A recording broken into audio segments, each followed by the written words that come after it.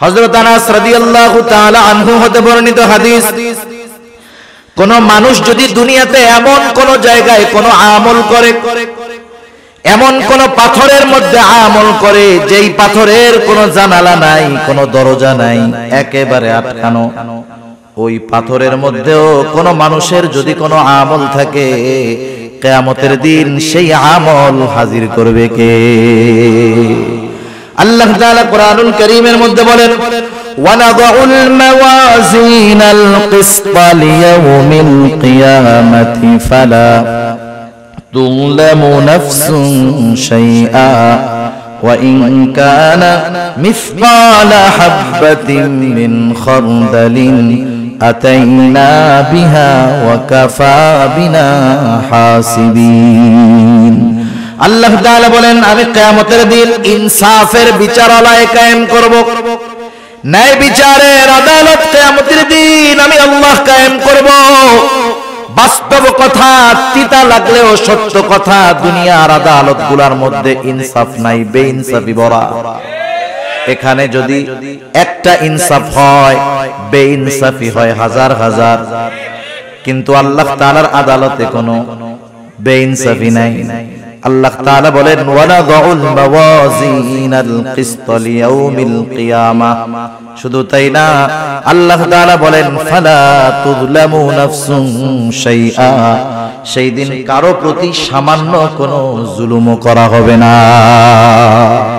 শুধু তাই না, আল্লাহ তাআলা বলেন, ওয়া ইন কানা মিসকালা হাববাতিন মিন খারদালিন আতাইনা বিহা। দুনিয়াতে যদি কেউ কোনো সরিষা দানা পরিমাণ আমল করে, আতাইনা বিহা, ওইটারও আমি হাজির করব। সুবহানাল্লাহ। আল্লাহ তাআলা বলেন, শুধু হাজির করব তা নয়, ওই আমলের ব্যাপারে হিসাবও গ্রহণ করা হবে। আল্লাহ তাআলা বলেন, এত হিসাব কে করবে? আল্লাহ জবাব দেন, কাফা বিনা হাসিবিন। হিসাব নেওয়ার জন্য আমি আল্লাহই যথেষ্ট। হযরত লোকমান সন্তানরা এই কথা শিক্ষা দিচ্ছে, বাজার তুমি হয়তো আমার সামনে পীর সাহেব হয়ে থাকবা, কিন্তু তুমি যখন রাত্রে বেলা রুমের মধ্যে দরজা আটকাইবা, ওয়াইফাই লাইনটা দিবা, গুনাহ করবা, পাপ করবা, আমার সামনে তো তোমার মতো ভালো ভদ্র আর কেউ নাই। তুমি আমার অগোচরে যায় অপরাধ করবা, গুনাহ করবা, মনে কইরো না যে আল্লাহ তাআলা দেখবে না, আল্লাহ সব দেখবে।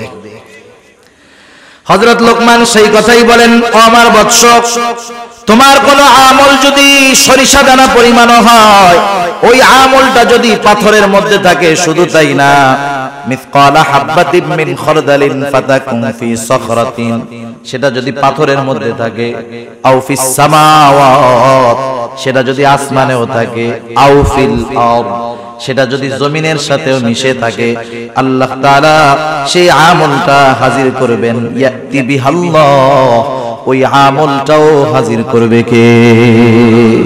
প্রত্যেকটা নবী হিকমতওয়ালা, কোনো সন্দেহ নাই, কিন্তু হযরত লুকমান আলাইহিস সালাম কেন হিকমত গ্রহণ করলেন, নবুয়ত গ্রহণ করলেন না? ওনাকে যখন প্রশ্ন করা হলো, উনি তখন বললেন, শোনো, নিঃসন্দেহে নবুয়ত এটা অনেক সম্মানজনক একটা কাজ, কিন্তু আল্লাহ সুবহানাহু ওয়া তাআলা আমাকে নিজের থেকে নবুয়তের জিম্মাদারি দেন নাই, বরং আমাকে অপশন দিয়েছেন। আমি চাইলে নবুয়ত গ্রহণ করতে পারি, আমি চাইলে হিকমত গ্রহণ করতে পারি। নবুয়ত যদি আমি গ্রহণ করতাম, এই নবুয়তের যেই জিম্মাদারি, যেই দায়িত্বটা ছিল, যদি কখনো এই দায়িত্বের ভিতরে কোনো কমতি পড়তো, কোনো ত্রুটি বিচ্যুতি হতো, আল্লাহ তাআলার কাছে এই ব্যাপারে আমার জবাবদিহিতা করতে হতো। কিন্তু আল্লাহ তাআলা যদি নিজ থেকে সরাসরি আমাকে নবুয়ত দান করতেন, তাহলে আমার এই নবুয়তের জিম্মাদারি পালনের সব ব্যবস্থাপনা আল্লাহ তাআলা গ্রহণ করতেন। এজন্য নবুয়ত গ্রহণ করাটা আমার জন্য রিস্কের ছিল, আমি এই জন্য হিকমত গ্রহণ করেছি। হিকমত কাকে বলা হয়? তাফসীরের মধ্যে আসছে, হিকমত হলো প্রজ্ঞা, হিকমত হলো দ্বীনের পরিপূর্ণ বুঝ, হিকমত হলো স্বপ্নের তাবির তথা স্বপ্নের ব্যাখ্যা। হযরত লোকমানকে আল্লাহ তাআলা হিকমত দান করেছেন। উনি কত হিকমতওয়ালা মানুষ ছিলেন। এখন নয়, শুধু অতীতেও আরব জাতির মধ্যে হযরত লোকমানের হিকমতপূর্ণ ঘটনা কথাগুলার প্রচলন ছিল। তাফসীরের মধ্যে হাদিসের মধ্যেও হযরত লোকমানের এইরকম কিছু কিছু ঘটনা আছে। হযরত লোকমান আলাইহিস সালাম শুরুতেই যে এত সম্মানিত ছিলেন তা নয়, কিন্তু শুরু থেকে তার কর্মকাণ্ডের ভিতরে হিকমতের নিদর্শন পাওয়া যাইত। তিনি একটা মানুষের ছাগল চড়াইতেন, তিনি রাখাল ছিলেন প্রাথমিক সময়। একদিন ওই ছাগলের মালিক এসে বলে, ও লোকমান, তুমি আমার জন্য একটা ছাগল জবাই করবা, আর ছাগলের সবচাইতে সুস্বাদু জায়গার গোশত আমার জন্য নিয়ে আসবা। হযরত লোকমান আলাইহিস সালাম একটা ছাগল জবাই করার পর ওই ছাগলের হৃৎপিণ্ড আর জিহ্বার গোশতটা নিয়ে মালিকের সামনে হাজির। মালিক এবার বলতেছে, লোকমান যাও আর একটা ছাগল জবাই করো, এই ছাগলের সবচাইতে নিকৃষ্ট জায়গার গোশত তুমি আমার সামনে হাজির করবা। এইবার হযরত লোকমান আর একটা ছাগল জবাই করলেন। এইবারও তিনি হৃৎপিণ্ড আর জিহ্বার গোশত নিয়ে হাজির হয়ে গেলেন। মালিক জিজ্ঞাসা করতেছে, ও লোকমান, তুমি কি আমার সাথে মজা করতেছো নাকি? তোমাকে সবচাইতে উত্তম জায়গার গোশত আনতে বললাম, তুমি হৃৎপিণ্ড আর জিহ্বার গোশত আনছো। আবার সবচাইতে নিকৃষ্ট জায়গার গোশত আনতে বলেছি, তুমি হৃৎপিণ্ড আর জিহ্বার গোশত নিয়ে হাজির হইলা, কারণ কি? হযরত লোকমান তখন বললেন, মালিক, কারো যদি এই হৃদয় আর জবানটা ভালো হয়ে যায়, তার সব ভালো হয়ে যায়। মালিক, কারো যদি হৃদয় আর জবানটা খারাপ হয়ে যায়, তার সব কিছু খারাপ হয়ে যায়, সে সবচাইতে নিকৃষ্ট হয়ে যায়। রাসূল আকরাম সাল্লাল্লাহু আলাইহি ওয়াসাল্লাম এই জন্য বলেন, ইন্নাল্লাহা লা ইয়ানজুরু ইলা সুওয়ারিকুম ওয়ালাকিন ইয়ানজুরু ইলা কুলুবিকুম ওয়া আমালিকুম। আল্লাহ তাআলা কারো সূরত দেখেন না, কারো সিরাত দেখেন না। আল্লাহ তাআলা দেখেন না কে কত সুন্দর, বরং আল্লাহ তাআলা দেখেন কার অন্তরটা কেমন। সেজন্য চেহারা, সূরত, সার্টিফিকেট এগুলার কোনো দাম আল্লাহ তাআলার কাছে নাই। যদি হইতো তাহলে আবু জেহেল সম্মানিত ব্যক্তি হইতো, হযরত বেলাল সম্মানিত ব্যক্তি হতে পারতো। হযরত লোকমান উনিও এরকম ছিলেন, আবশি কালো গোলাম, কালো চুলগুলা কোকড়া, পাগুলা ছড়ানো, ঠোঁটটা মোটা। এক কথায় আমাদের দৃষ্টিতে একটা মানুষকে অসুন্দর দেখার জন্য যা কিছু দরকার সব তার মধ্যে ছিল। কিন্তু আল্লাহ সুবহানাহু ওয়া তাআলা কেমন সম্মান দিয়েছেন। হযরত লোকমান তিনি একদিন মানুষের সামনে বক্তব্য দিচ্ছেন, বক্তৃতা দেওয়ার জন্য দাঁড়ায় গেছেন। উপস্থিত শ্রোতাদের মধ্য থেকে একজন দাঁড়ায় বলে, ও লোকমান, আপনি আপনার বক্তব্য দেওয়ার আগে আপনার নিকটে আমার একটা প্রশ্ন আছে, অনুগ্রহ করে জবাব দিবেন। হযরত লোকমান বললেন, হ্যাঁ বলো। লোকটা এবার বলতেছে, আপনি কি সেই লোকমান নাকি যেই লোকমান আমার সাথে বাগানে বাগানে ছাগল চড়ায় বেড়াইতো? আপনি কি সেই লোকমান নাকি? একটু শিক্ষণীয় বিষয় একটু খেয়াল দিয়া শুনবেন। আমাদের সমাজে অনেক মানুষ আছে, একটা সময় তার কিছুই ছিল না, না ছিল কোনো সম্মান, না ছিল কোনো মর্যাদা, কিন্তু কালের পরিবর্তনে আজকে অনেক সম্মান সম্পদের মালিক। আপনি যদি তাকে তার অতীতের কথা স্মরণ করায়া দেন, দেখবেন সে আপনার উপরে বিরক্ত হবে। সে তার অতীত যে এত খারাপ ছিল, অতীতে যে সে কষ্টে ছিল, সেটা সে ফেস করতে চায় না, সামনে আনতে চায় না, অতীতকে ভুলে থাকতে চায়। কিন্তু স্বাভাবিক বিষয়টা হলো এমন, যেই ব্যক্তি সর্ব অবস্থায় তার অতীতকে স্মরণ রাখে, অতীতের শিক্ষা নিয়ে চলে, অধিকাংশ ক্ষেত্রে এই ধরনের মানুষগুলা শুকরগুজার বান্দা হয়। আর যারা অতীতকে ভুলে যায়, ওরা অধিকাংশ না শুকরগুজার। খেয়াল করে দেখবেন এটা। বনি ইসরাইলের 3 লোকের ঘটনা আছে। একটা ছিল টাকলা, আরেকটার কুষ্ঠ রোগ, আরেকটা হলো চোখে দেখতো না, কানা। আল্লাহ তাআলা পরীক্ষা করতে চাইছেন। প্রথম জনের টাক ঠিক করে দিয়েছেন, ওরে একটা উট দিছে।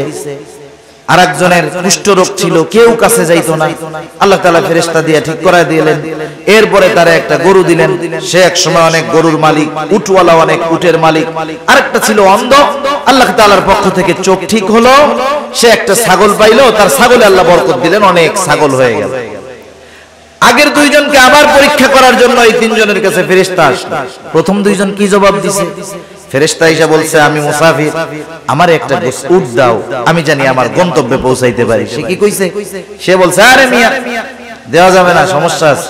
এবার ফেরেশতা তাকে মনে করায় দিয়েছে ওই অতীত, যাই তুমি তো টাকলা ছিলা, তোমার কাছে কেউ আসতো না, কেউ তোমার কাছে ভিড়তো না, আফসোস করতা শুধু আর বলতা, আরে আমার চুল যদি গজাইতো কত ভালো হইতো। আল্লাহ তাআলা তোমার চুল গজায়া দিলেন, তোমাকে উট দিলেন, উটের মধ্যে বরকত দিলেন, তুমি অতীতকে ভুলে গেছো? বলে না, এগুলো আমার আগের থেকেই ছিল। কি কইছে? আগের থেকেই ছিল। ফেরেশতা এবার বলছে, আল্লাহ তাআলা তোমার যদি আগের অবস্থায় তোমারে ফিরায় দিক। এবার তার নেয়ামত চলে গেছে, আগের অবস্থায় ফিরে গেছে। পরের জন যেই কুষ্ঠরোগী, তারও একই অবস্থা, অতীতকেও স্বীকার করছে। কিন্তু যেই লোকটা অন্ধ, তার কাছে যখন যায় বলল, আমি একটা ছাগল চাই, মুসাফির বলল, আল্লাহর বান্দা তোমার যতগুলা লাগে তুমি নিয়ে যাও, কোনো অসুবিধা নাই, কারণ এক সময় আমার কিছু ছিল না, এগুলা আমাকে আল্লাহ তাআলা দিয়েছে। সেই জন্য শুকরগুজার বান্দা, অতীতকে যারা স্মরণ রাখে অধিকাংশ ক্ষেত্রে তারা হয়। আমাদের সমাজে আমাদেরকে যদি আমাদের কারো অতীত এরকম থাকে, আর কেউ যদি লোক সম্মুখে আমার ওই দুর্বল অতীতটাকে স্মরণ করায়া দেয়, আমি তাকে থ্রেট মাইরা ভারী মাইরা বসায়া দিব।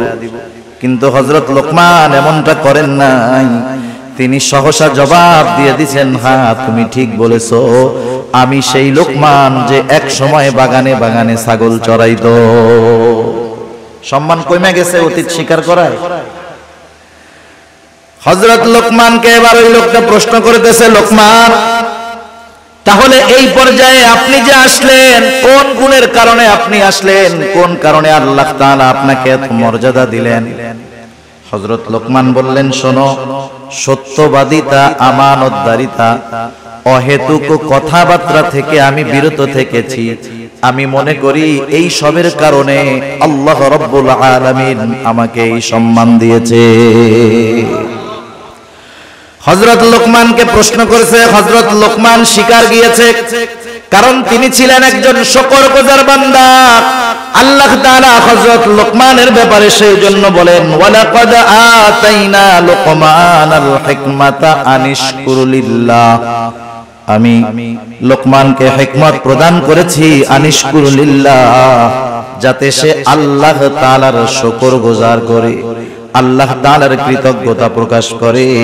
এখান থেকে এক নম্বর শিক্ষণীয় আমাদের জন্য হলো, আমরা যখন কোনো নেয়ামত প্রাপ্ত হব, যখন কোনো নেয়ামত পাবো, আমরা শুকর আদায় করব কার? আল্লাহ তাআলার শুকরিয়া আদায়। বলেন তো, আমরা যদি শুকরিয়া আদায় না করি, আল্লাহ তাআলার কৃতজ্ঞতা প্রকাশ যদি আমরা না করি, আল্লাহ তাআলার সম্মান কমে যাবে? কমবে না। আল্লাহ তাআলার যদি শুকর আদায় আমরা না করি, আল্লাহ তাআলার সম্মান কমবে না।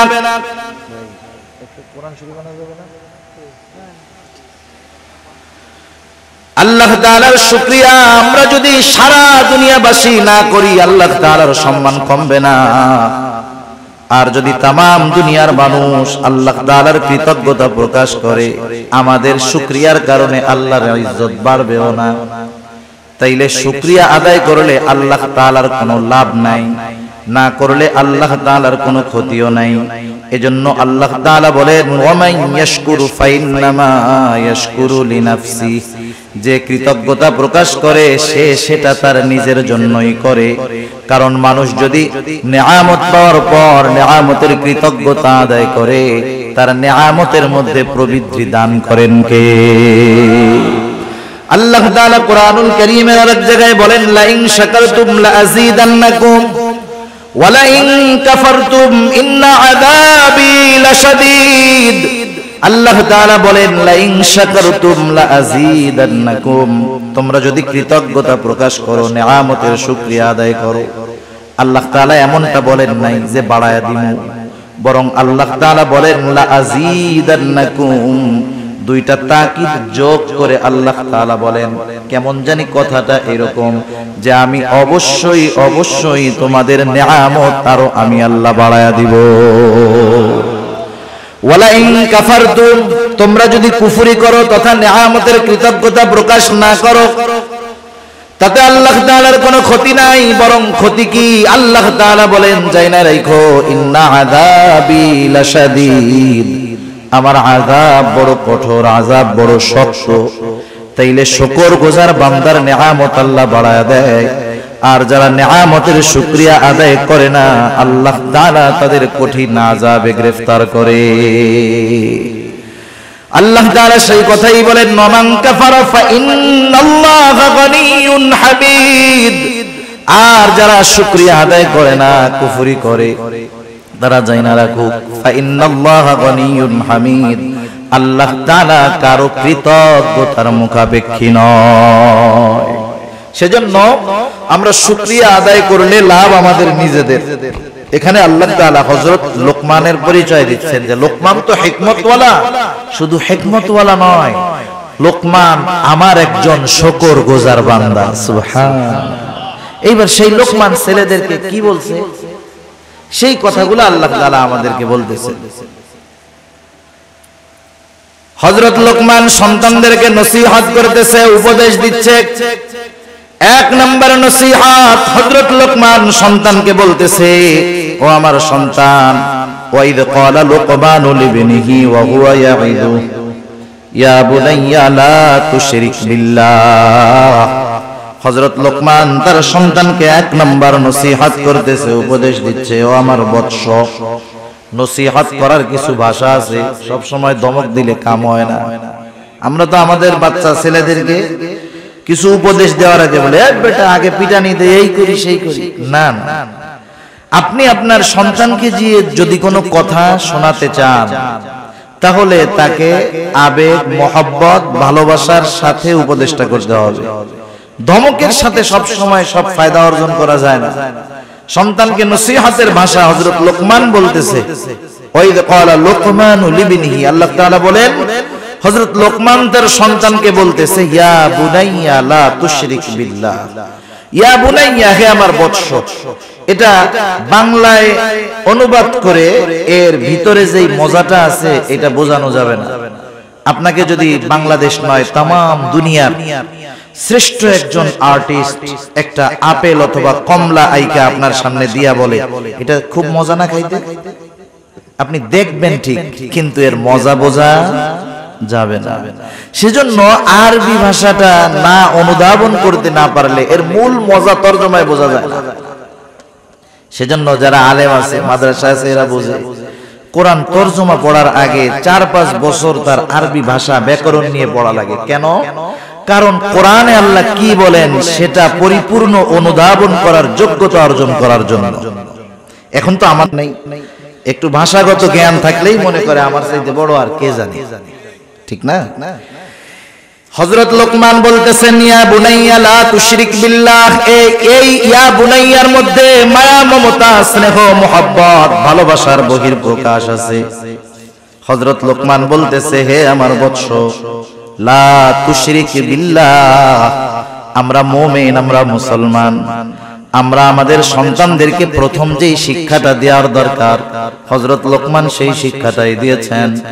আল্লাহ তাআলা কত সুন্দরভাবে হযরত লোকমানের নসিহতগুলা জানায়া দিলেন যে হযরত লোকমান তার সন্তানকে সর্বপ্রথম তাওহীদ তথা আল্লাহ তাআলার একত্ববাদের পরিচয় শিক্ষা দিয়েছে, ঈমানের শিক্ষা দিয়েছে। আগে মূল হলো ঈমানের শিক্ষা। কিসের শিক্ষা? ঈমান হলো সব আমলের মূল। আমল ভুরি ভুরি আছে, ঈমান নাই, ওই আমলের কোনো দাম নাই। সেজন্য শিরক থেকে আমাদের সন্তানদেরকে বাঁচার নসিহত করতে হবে। এখন যদি আমরা নিজেরা নিজেদের মধ্যে একটু যাচাই বাছাই করি, আমাদের নাসিরউদ্দিন জর্জ ভাই বলতেছিলেন, আপনারা এখানে আসার আগে আজকে সারাদিন আপনার সন্তান কি করেছে, কয়জন বাপ খোঁজ নিছেন? 5 জন হাত উঁচা করতে পারবেন না।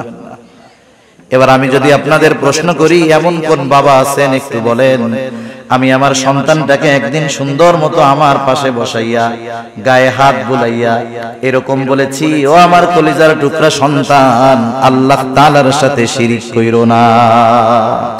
আসেননি দুই একজন বাপ এরকম? আমার পোলা এখনো বড় হয় নাই, এই ওয়াজ করার টাইম ওরে হয় নাই, এইজন্য আমি করি নাই। মানে আপনারা আবার কইতে পারেন যে হুজুর ওয়াজ করতেছেন, আপনি কি এই আমল করছেন নাকি? মানে আমার ছেলেও তো বড় হয় নাই। তো তাহলে দেখেন এই জায়গায় যে কয়জন আছেন, একজন সাহস করে হাত উঁচা করতে পারেন না, আফসোসের ব্যাপার। একটু চিন্তা করেন না কি হবে অবস্থা কবরে যাওয়ার পরে। ওই পোলা কি দিবে? দেওয়ার আছে কিছু? বরং ওই পোলা আপনি আমল করতেছেন, ওই ছেলে জাহান্নামে যাওয়ার কারণ হইতে পারে। হযরত লোকমান সন্তানকে বলতেছে, ইয়া বুনাইয়া লা তুশরিক বিল্লাহ, হে আমার বৎস, তুমি আল্লাহ তাআলার সাথে শিরক কইরো না। কেন শিরক করবা না? ইন্নাশ শিরকা লাযুলমুন আযীম, শিরক হলো মহা অন্যায়, মহা জুলম। প্রত্যেকটা গুনাহ, প্রত্যেকটা পাপ জুলম, কিন্তু সবচাইতে বড় জুলম হলো আল্লাহর সাথে শিরক করা। এজন্য আল্লাহ তাআলা কোরআনুল কারীমের মধ্যে বলেন, ইন্নাল্লাহা লা ইয়াগফিরু আন ইউশরাকা বিহি ওয়া ইয়াগফিরু মা দুনা যালিকা লিমান ইয়াশা ওয়া মান ইউশরিক বিল্লাহি ফাকাদ ইফতারা ইসমান আযীমা। আল্লাহ তাআলা জানায় দিয়েছেন, ইন্নাল্লাহা লা ইয়াগফিরু আন ইউশরাকা বিহি, নিশ্চয় আল্লাহ তাআলা তার সাথে যে শিরক করে তাকে আল্লাহ তাআলা ক্ষমা করবে না। আল্লাহ তাআলা বলেন, ওয়া ইয়াগফিরু মা দুনা যালিকা লিমান ইয়াশা, শিরক ছাড়া যদি কেউ কোনো অন্যায় করে আল্লাহ তাআলা যাকে চান তাকে তিনি ক্ষমা করে দিবেন। কিন্তু যে শিরক করলো সে কি অপরাধ করলো? আল্লাহ তাআলা বলেন, ওয়া মান ইউশরিক বিল্লাহি ফাকাদ ইফতারা ইসমান আযীমা, যে আল্লাহ তাআলার সাথে শিরক করলো, ফাকাদ ইফতারা ইসমান আযীমা, সে এক মহা পাপের সূচনা করলো। এজন্য এই পৃথিবীতে যার দ্বারা শিরক শুরু হয়েছে, কিয়ামত পর্যন্ত যত শিরক হবে সব শিরকের সমপরিমাণ গুনাহ তার আমলনামায় যোগ হবে।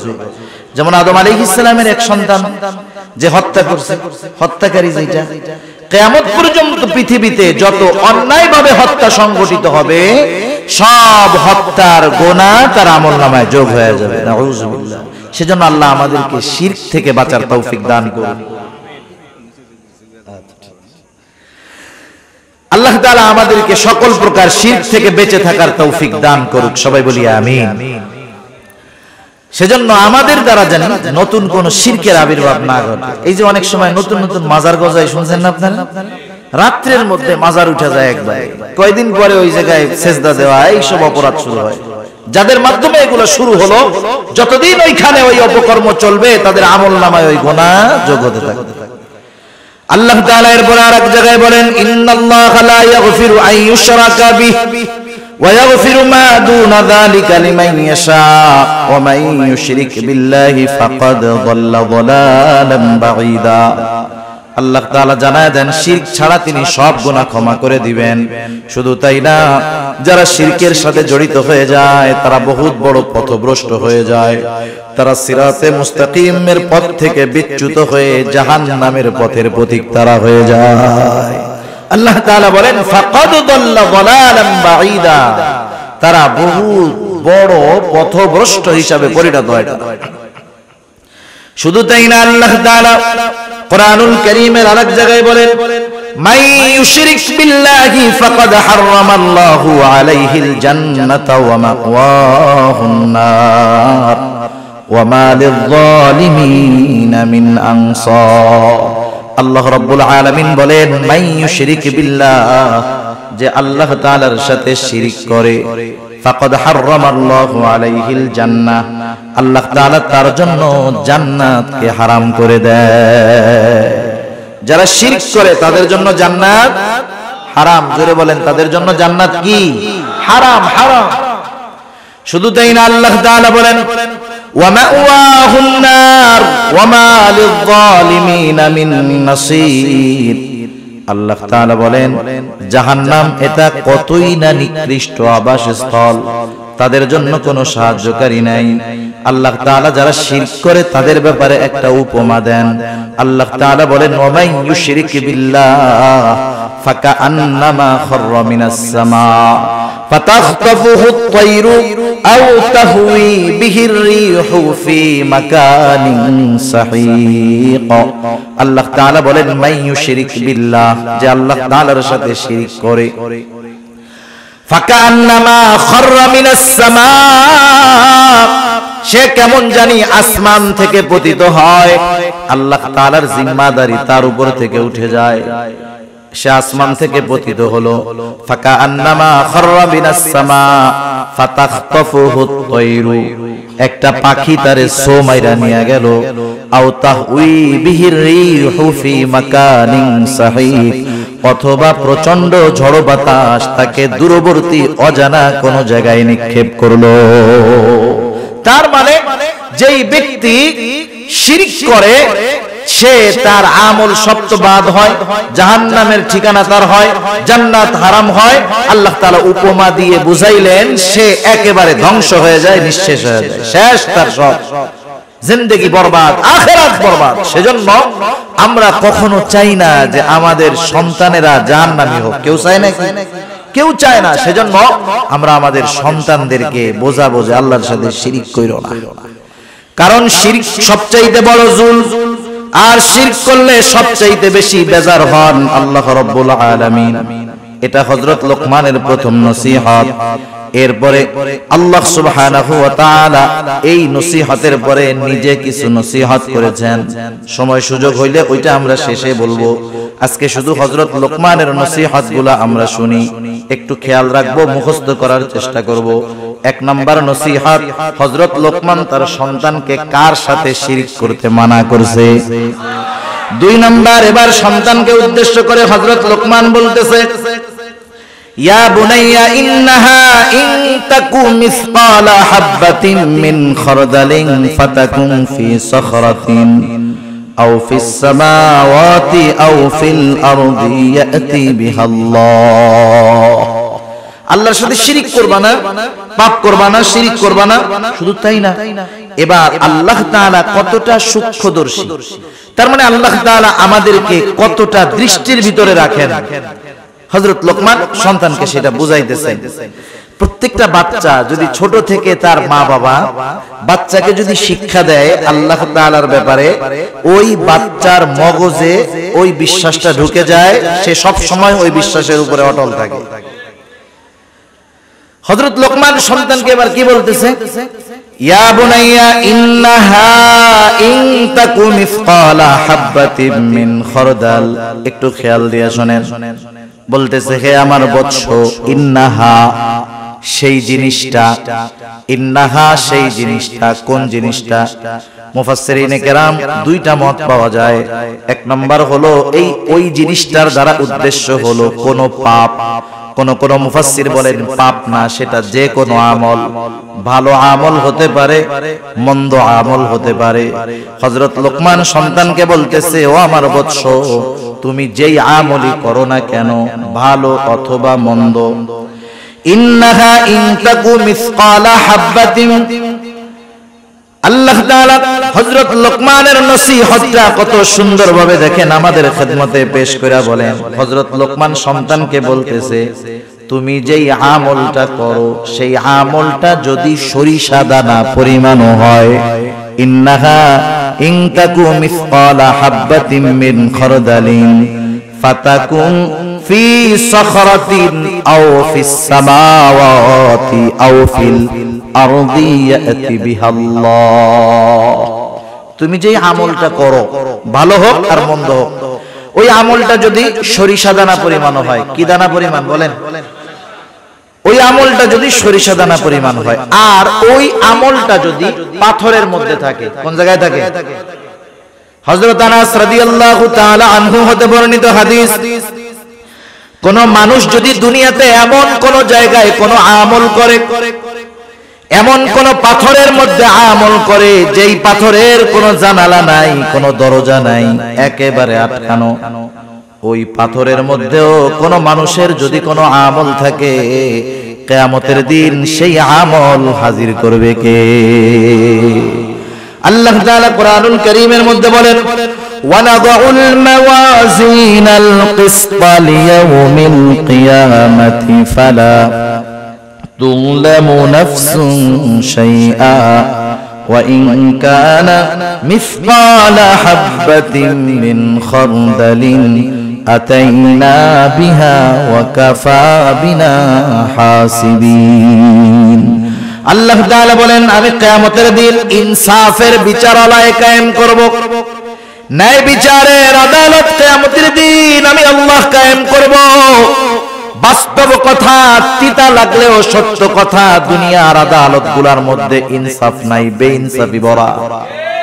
এখানে যদি একটা ইনসাফ হয়, বেইনসাফি হয় হাজার হাজার, কিন্তু আল্লাহ তাআলার আদালতে কোনো বেইনসাফি নাই।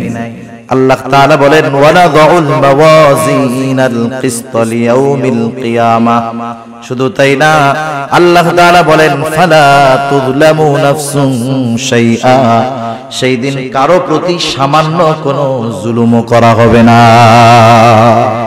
শুধু তাই না, আল্লাহ তাআলা বলেন ওয়া ইন কানা মিসকালা হাববাতিন মিন খারদালিন আতাইনা বিহা, দুনিয়াতে যদি কেউ কোনো সরিষা দানা পরিমাণ আমল করে আতাইনা বিহা, ওইটারও আমি হাজির করব। সুবহানাল্লাহ। আল্লাহ তাআলা বলেন শুধু হাজির করব তা নয়, ওই আমলের ব্যাপারে হিসাব গ্রহণ করা হবে। আল্লাহ তাআলা বলেন এত হিসাব কে করবে? আল্লাহ জবাব দেন কাফা বিনা হাসিবিন, হিসাব নেওয়ার জন্য আমি আল্লাহই যথেষ্ট।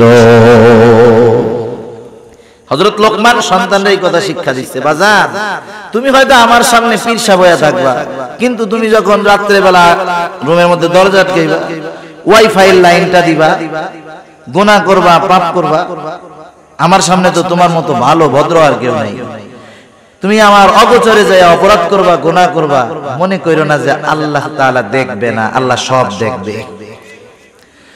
হযরত লোকমান সেই কথাই বলেন, ও আমার বৎস, তোমার কোন আমল যদি সরিষা দানা পরিমাণ হয়, ওই আমলটা যদি পাথরের মধ্যে থাকে, শুধু তাই না, মিসকালা হাববাতিন মিন খারদালিন ফাতাকুন ফি সখরাতিন, সেটা যদি পাথরের মধ্যে থাকে, আও ফিস সামাওয়াত, সেটা যদি আসমানেও থাকে, আও ফিল আরদ, সেটা যদি জমিনের সাথেও মিশে থাকে, আল্লাহ তাআলা সেই আমলটা হাজির করবেন। ইয়াতি বিহাল্লাহ, ওই আমলটাও হাজির করবে কে?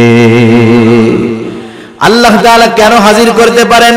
কারণ আল্লাহ তাআলা ইন্নাল্লাহা লাতীফুন খাবীর, কারণ আল্লাহ তাআলা হলেন সব খবর জানে। শুধু তাই না, সূক্ষ্ম দ্রষ্টা, সূক্ষ্ম থেকে সূক্ষ্মাতীত সব বিষয়ের খবর আল্লাহ তাআলার কাছে আছে। আরে আমল সংগঠিত হওয়ার পরে তো সেটা আল্লাহ তাআলা জানেন। আমি যখন কোনো আমল করার চিন্তা করি, বদ আমলের চিন্তা করি, সেটারও খবরও যিনি জানেন তিনি কে? আল্লাহ তাআলা সূরাতুল কাফের মধ্যে বলেন ওয়ালাকাদ খালাকনাল ইনসানা ওয়া না'লামু মা তুওয়াসওয়িসু বিহি নাফসুহু ওয়া নাহনু আকরাবু ইলাইহি মিন হাবলিল ওয়ারিদ। আল্লাহ তাআলা বলেন আমি মানুষ সৃষ্টি করেছি, ওয়া না'লামু মা তুওয়াসওয়িসু বিহি নাফসুহু, আমি জানি কোন জিনিস তার অন্তরের মধ্যে ওয়াসওয়াসা দেয়। ওয়াসওয়াসা দেখা যায় নাকি? দুনিয়ার মধ্যে তো এমন প্রযুক্তি আছে, একটা মানুষ অসুস্থ হয় নাই, কিন্তু তার কোনো অর্গান অসুস্থ হতে পারে, শরীরের কোনো অংশ অসুস্থ হতে পারে, হয় নাই। ওই লোকটারে যদি এমআরআই মেশিনের মধ্যে ঢুকায় দেওয়া হয়, রিপোর্ট বের হয়ে আসবে আপনার কিডনি অসুস্থ হয় নাই, তবে হতে পারে, যত্ন নেন। কিন্তু দুনিয়ায় এমন কোন মেশিন আছে নাকি যার মধ্যে ঢুকায় দিলে আমার আপনার অন্তরে কি আছে রিপোর্ট আকারে বের হবে? আছে? নাই। কিন্তু আল্লাহ তাআলা বলেন, ও আমার গোলাম, আমি তোমাকে সৃষ্টি করেছি, শুধু তাই না, আমি এটাও জানি তোমার অন্তরের মধ্যে কোন জিনিসে ওয়াসওয়াসা দেয়। কেন জানেন? আল্লাহ তাআলা বলেন ওয়া নাহনু আকরাবু ইলাইহি মিন হাবলিল ওয়ারিদ। আমি তোমার অন্তরের ওয়াসওয়াসার খবর জানার কারণ হলো আমি তোমার শাহরগের চাইতে অধিক নিকটে। তার মানে আমার ভাষায় আমি মাঝে মধ্যে বলি, আমি আমার যত কাছে তার চাইতে বেশি কাছে কে? আল্লাহ এত কাছে, সেজন্য আমার প্রত্যেকটা পদক্ষেপ আল্লাহর নজরের বাইরে না। গহীন অরণ্যের মধ্যে গভীর রাত্রে যদি একটা পাতা পড়ে, সেই পাতা পড়ার খবরটাও জানে কে? আল্লাহ তাআলা জানে। এত সূক্ষ্মদর্শী আল্লাহ তাআলা। তাহলে এই টেন্ডেন্সি, এই চিন্তা, এই দর্শন, এই মতবাদ, এই ফিকির, এই চিন্তা যেটাই কর না কেন, এটা যদি একটা মানুষের মধ্যে সর্ব অবস্থাতে থাকে, ও যখন একা থাকবে ও চিন্তা করবে সব দেখতেছে কে? এই চিন্তাটা সন্তানের মধ্যে ঢুকায়া দেন। এই চিন্তা সন্তানের মধ্যে ঢুকান, পরিবারের মানুষের মধ্যে ঢুকান। আমরা চেষ্টা করি, বারবার বলি, ইনশাআল্লাহ সন্তানের চরিত্র বাপের সামনে যেমন হবে, লাইট নিভাইয়া দরজা আটকাইয়া ঘরের মধ্যে গেলেও সেম কোয়ালিটির চরিত্রই থাকবে, ঠিক কিনা? চারিত্রিক শিক্ষা দিয়েছে এই জায়গায়। কি শিক্ষা দিয়েছে? প্রথম শিক্ষা দিয়েছে ইমানের শিক্ষা। কিসের শিক্ষা? এখানে দিয়েছে চারিত্রিক শিক্ষা, বিষয় একটা, কিন্তু এর মধ্যেই চরিত্র সংশোধনের শিক্ষা হযরত লোকমান তার সন্তানকে দিয়ে দিয়েছে। এরপরে শিক্ষা দিয়েছে সামাজিকতা। ইসলাম সামাজিকতার সর্বোচ্চ শিক্ষা দিয়েছে। হযরত লোকমান এবার তার সন্তানকে বলতেছে, ইয়া বুনাইয়া আকিমিস সালাহ ওয়া'মুর বিল মা'রুফি ওয়ানহা আনিল মুনকার ওয়াসবির আলা মা আসাবাক ইন্না যালিকা মিন আজমিল উমুর। হযরত লোকমান এবার সন্তানদের শিক্ষা দিচ্ছে দায়িত্ববোধ সম্পর্কে। এটা হলো দায়িত্ববোধ সম্পর্কে হযরত লোকমান সন্তানদের শিক্ষা দিচ্ছে। বেশি সময় আমি আর নিব না আপনাদের, কারণ 12টা বেজে গেছে, এত রাত করা যাবে না, অল্প সময়। হযরত লোকমান সন্তানদের বলতেছে, ইয়া বুনাইয়া আকিমিস সালাহ, এ বৎস নামাজ কায়েম কর। কি কায়েম করবেন? আমার আগে এক হুজুর নামাজের কথা বলছে, আমি ওই জায়গায় শুনছি। তাহলে অভিভাবক নিজে নামাজ পড়লে হবে না, নামাজ পড়ার জন্য সন্তানকে আদেশ করতে হবে। হাদিসের মধ্যে আসছে, মুরু আওলাদাকুম, আবু দাউদের হাদিস, তোমরা তোমাদের সন্তানদেরকে আদেশ করো, যখন তার বয়স 7 হবে নামাজের জন্য আদেশ করবা, 10 বছর বয়স হবে নামাজ না পড়লে প্রহার করবা, আর বিছানাটা আলাদা বানায়া দিবা। আমাদের সমাজে আছে এখন 7, 8, 9, 10 বছর হয়ে গেছে, একসাথে ভাই বোন ঘুমায়, একসাথে মা ছেলে ঘুমায়। এটা ইসলাম সাপোর্ট করে না। কেন করে না? আপনাদের এলাকায় আলহামদুলিল্লাহ অনেক আলেম আছে, ওনাদের কাছ থেকে একটু জেনে নিবেন। কথা বুঝতে পারছেন? সেজন্য বাচ্চারা বড় হইলে বিছানা আলাদা করে দিতে হবে। 7 বছর হলে নামাজের আদেশ, 10 বছর হলে নামাজ না পড়লে প্রহার করতে হবে। আর আল্লাহ তাআলা বলেন, ওয়া'মুর আহলাকা বিস-সালাতি ওয়াসতাবির আলাইহা লা নাসআলুকা রিজকা নাহনু নারযুকুকা ওয়াল আকিবাতু লিত-তাকওয়া। আল্লাহ তাআলা বলেন, ওয়া'মুর আহলাকা বিস-সালাহ, তুমি একা নামাজ পড়লে হবে না, তুমি তোমার পরিবার আহাল যারা আছে তাদেরকেও নামাজের জন্য আদেশ দাও। কারণ কিয়ামতের দিন সর্বপ্রথম নামাজের হিসাব হবে। কিয়ামতের দিন প্রথম হিসাব কিসের হবে? নামাজের। এজন্য সন্তানদের নামাজি বানাইতে হবে। যে নামাজি সে সঠিক পথের উপরে থাকার চেষ্টা করে। এরপর হযরত লোকমান তার সন্তানকে বলতেছে, ওয়া'মুর বিল মা'রুফি ওয়ানহা আনিল মুনকার, ভালো কাজের আদেশ করো, অসৎ কাজের নিষেধ করো। সন্তানকে হযরত লোকমান বলতেছে, আমরা হলাম শ্রেষ্ঠ উম্মত। কি উম্মত? একটু জোরে বল, আরো জোরে বলেন, কি উম্মত? আজকে 12ই রবিউল আউয়াল। অনেকে কইতে পারে, হুজুর কেন আজকে অন্য ওয়াজ করতেছে, এটা কেন করলো না? আগেও শুনলাম কয়েকজন কিছু একটা বলছে, এই জন্য বললাম না। আবার ওই যে বললাম আপনাদের জর্জ ভাই কথা বললো, আমি চিন্তা করলাম এই বিষয়টাই বলি। তা যাই হোক, ভালো কাজের আদেশ, অসৎ কাজের নিষেধ। আর আমরা কি উম্মত? শ্রেষ্ঠ উম্মত। এটা কি চাপার জোরে হওয়া যাবে? শ্রেষ্ঠ উম্মত হতে হবে আল্লাহ তাআলার ফর্মুলা অনুযায়ী। আল্লাহ তাআলা কোরআনুল কারীমের মধ্যে বলেন, কুনতুম খায়রা উম্মাতিন উখরিজাত লিন-নাস তা'মুরুনা বিল মা'রুফ ওয়া তানহাউনা আনিল মুনকার ওয়া তু'মিনুনা বিল্লাহ। শ্রেষ্ঠ উম্মত যদি হতে হয় 3টা জিনিস মাস্ট বি লাগবে। আল্লাহ তাআলা বলেন তোমরা হইলা শ্রেষ্ঠ উম্মত, মানুষের কল্যাণের জন্য তোমাদেরকে বের করা হয়েছে। এখন কোন কাজ করলে তোমরা শ্রেষ্ঠ উম্মত হবা? মনে রাখবেন একজন বেধর্মী সেও কিন্তু নবীর উম্মত। তাইলে শ্রেষ্ঠ উম্মত হওয়ার জন্য তিনটা কাজ। এক নাম্বার কাজ তা'মুরুনা বিল মারুফ, ভালো কাজের আদেশ করবা। দুই নাম্বার তানহাউনা আনিল মুনকার, মন্দ কাজে বাধা প্রদান করবা। ওয়া তু'মিনুনা বিল্লাহ, আর আল্লাহ তাআলার প্রতি ঈমান আনবা। ঈমানের সাথে ভালো কাজের আদেশ, অসৎ কাজের নিষেধ, এরা হলো শ্রেষ্ঠ উম্মত। এখন যেই জামানা চলতেছে হুজুর, ভালো কাজের আদেশ করলেও জান যায়, মন্দ কাজের থেকে বাধা দিলেও জান শেষ। কি করব? এই কর্মের উপরে ঈমানের স্তর বিন্যাস রয়েছে।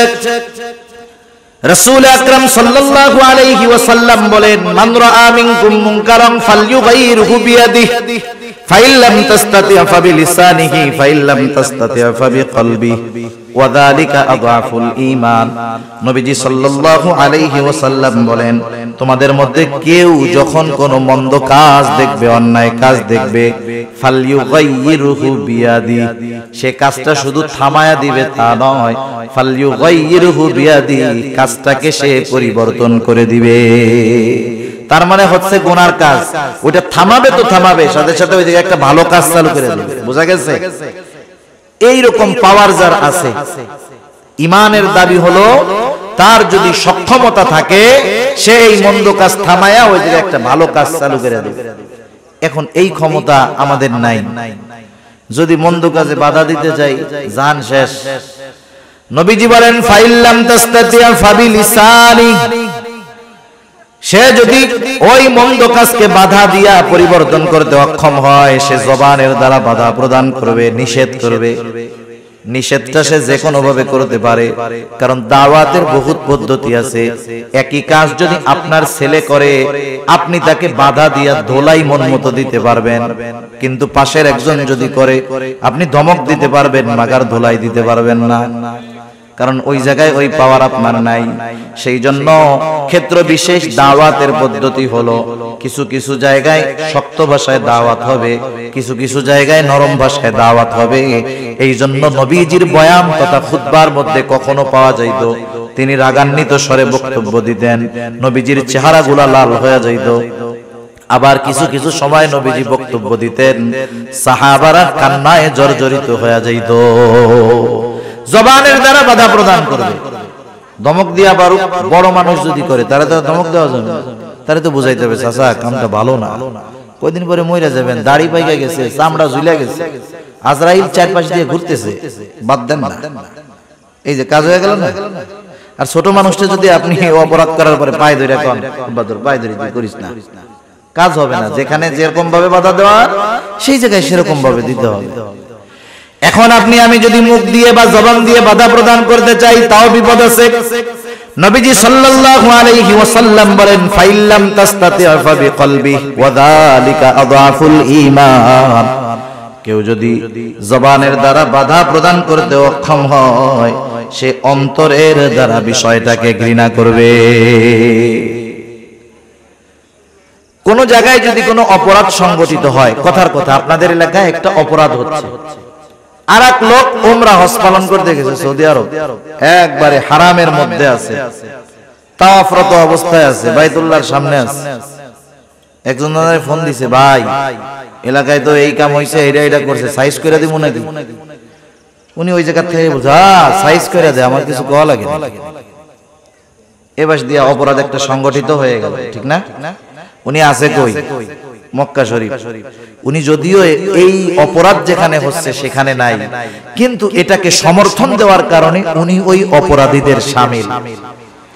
আরেকজন দুর্বল মানুষ, এক জায়গায় অপরাধ সংগঠিত হচ্ছে, ওই অপরাধ যেখানে হচ্ছে সেই জায়গায় সে আছে। কথা বুঝেন নাই? সেই জায়গায় সে আছে, কিন্তু বাধা দেওয়ার মতো ক্ষমতা নাই। অন্তরে কইতেছে, আল্লাহ আমি যাইফ, আমি দুর্বল, বাধা দেওয়ার ক্ষমতা আমার নাই, আপনি আমারে মাফ করেন।